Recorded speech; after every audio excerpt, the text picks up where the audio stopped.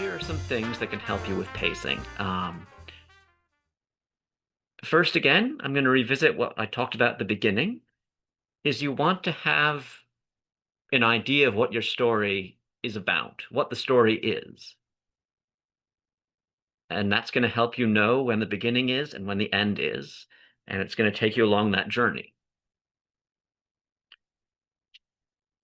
So it helps to have clear vision. Remember that the purpose of a sentence is to propel the reader into the next sentence. And this forms paragraphs that push the readers into the next paragraph. And it causes your scenes to move around. The best written sentences and the best written paragraphs mean absolutely nothing if they do not contribute to the story. Cut scenes that drag out, that don't work.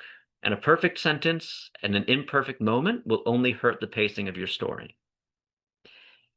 Index cards or sticky notes, and this I recommend a lot.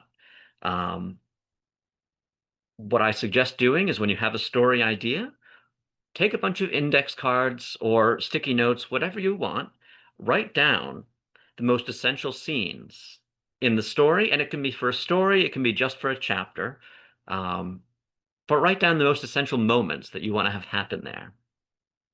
And then switch the order around. Change where the scenes occur and see how that affects the pacing, because it will. Sometimes it'll make it worse, sometimes it'll make it better. Don't be afraid to add scenes. If you see something that doesn't flow, put something else in. Take something else out if you just can't quite get that moment to fit into that particular chapter or into the story overall. And don't cram everything together. Make sure that you sprinkle in world building here and there, character development, especially things that relate to character building. And remember to never let your pacing control you. You are always in control of the pace at which your novel goes. But sometimes when you start writing, the story will try to get ahead of you. And make sure that you stay in control of that. So if the pacing is dragging, if someone is saying that the pacing is too slow, the best thing that you can do is to cut. Cut words, cut sentences, cut paragraphs. Beware of the unnecessary words.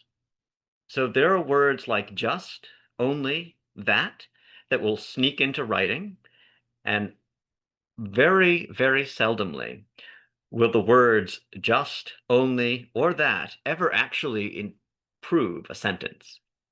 If you cut it out, you will find that the sentence reads stronger. And this is something that even it sneaks in because it's part of what we do when we're speaking. And when we're writing and we're telling stories out loud, is we will use extraneous words.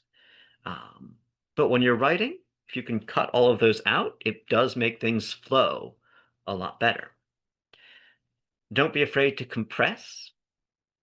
So taking a page or a paragraph and winnowing down to, say, half a page or just a couple of sentences, and just distill the most essential things from that paragraph and get rid of everything that's unessential. Keep the tension high, introduce the problem, and keep that problem building. Keep developing things as you go along.